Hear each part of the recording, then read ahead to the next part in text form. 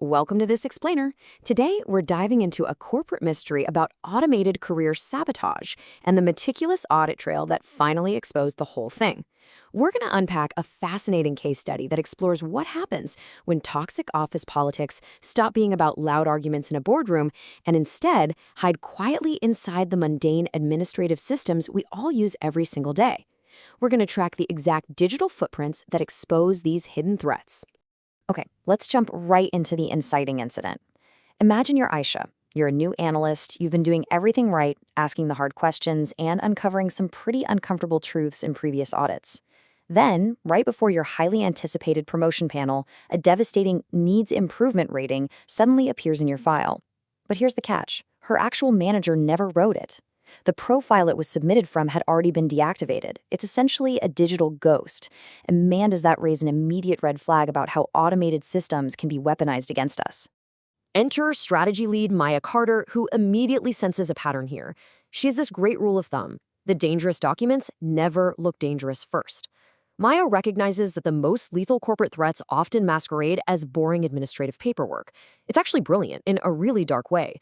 A dramatic confrontation draws attention, sure, but a simple automated form, most people are way too exhausted by office bureaucracy to ever question a standard form.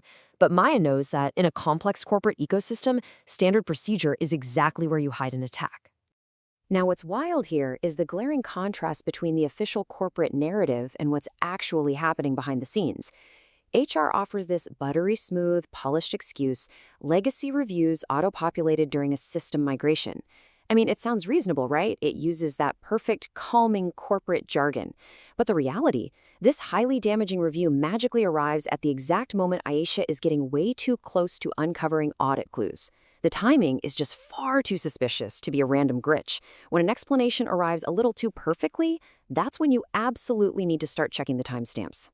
Instead of just accepting this system migration excuse and letting her career take a massive hit, Aisha does something remarkably simple but so effective. She inspects the fine print. She points out, I am new enough to still read the parts everyone calls standard. This is such a powerful mindset. Experienced employees often develop blind spots, They learn to just skip right over the metadata, the dates, the tiny print of standard HR docs. Aisha hasn't learned to ignore the details yet, and that makes her incredibly dangerous to anyone trying to hide behind standard procedure. To prove this wasn't just some weird accident, Maya completely refuses to rely on office gossip or emotional arguments. Instead, she builds a strict proof map based on 3 uncompromising questions: what changed, who changed it, and who benefits. This is exactly how you bypass loud opinions and defensive managers. You build a clean, undeniable path from the suspicious action directly back to whoever owns it. It's not about who's shouting the loudest, it's strictly about what the system logs can prove. Of course, investigating a system glitch inevitably rustles some feathers at the top. The investigation quickly attracts these thinly veiled warnings from executives like Victor Hale. He actually tells Maya, you have already won. Be careful not to turn victory into damage. Executives like Victor are absolute experts at optics. They try to reframe truth-seeking as a narrative risk or a threat to corporate stability. They'll use soft language, words like healing period or governance reset, to essentially tell the audit team to back off and leave well enough alone. But ignoring all that executive pressure, executive assistant Nina Ross brings a crucial insight to the table. She realizes that even when people try to mask their intentions, their background work always leaves a digital footprint. People forget that coordinating a secret attack requires logistical steps, right? Setting up meetings, sharing passwords, accessing files. All of those steps generate data. You can delete the final file, but the ghost of its creation, it still lives in the system. Anina pulls together this brilliant web of tactile evidence. It's not just one single smoking gun. She finds calendar exports showing deleted meeting invites. She pulls badge logs from security showing physical access times that totally contradict the official stories. And she gets system metadata from IT revealing the exact timestamps of when documents were altered. Nina takes this single, seemingly isolated ghost review and places it inside a much larger, absolutely undeniable pattern of manipulation. It's literally forensic accounting applied to office politics. To make sense of all this raw data, IT audit specialist Jordan Price steps in to translate these system logs from emotional arguments into cold, mechanical facts. His philosophy completely disarms the usual corporate defenses. He says, this is not suspicion. This is sequence. And he hits the nail on the head. You can argue with a suspicion or claim someone is just being paranoid, but you cannot argue with a sequence of coded, time-stamped events generated by your own servers. It removes all the emotion and leaves only the mechanical truth. When you lay out the sequence, the trap becomes ridiculously obvious. Let's walk through it. Months ago, warning emails are sent. Weeks ago, this ghost review is secretly scheduled in the system. Days ago, Aisha's promotion panel approaches. And today, right on cue, the review automatically triggers. This sequence visually proves that this wasn't some random automated legacy glitch. No way. It was a highly deliberate, premeditated trap. It was designed to detonate right when Aisha was most vulnerable, perfectly timed to derail her entire promotion. The investigation finally hits a massive breakthrough, thanks to HR manager Linda Park. She reviews the text of the ghost document, cross-references it with previous internal communications, and bam, she finds the smoking gun. The exact phrases used in this fake review were copied verbatim from old emails written by Clara Bennett. Who is Clara Bennett? A suspended senior manager. She is literally weaponizing the administrative process from the margins, using a deactivated profile to strike back at the analyst who exposed prior misconduct. As Linda brings this undeniable evidence straight into the boardroom, the polite executive theater just freezes. There is absolutely no more room for spin. As Linda states, procedure is not a hiding place, not anymore. The executives suddenly realize that the very standard operating procedures they normally use to shield misconduct have just been turned inside out. The very system they relied on to hide the truth is exactly what exposed them. Maya systematically removes every single comfortable excuse from that boardroom. She doesn't raise her voice, she doesn't make it personal, she just presents the unalterable system logs. She tells leadership, I am not asking you to trust me. Trust the record you created.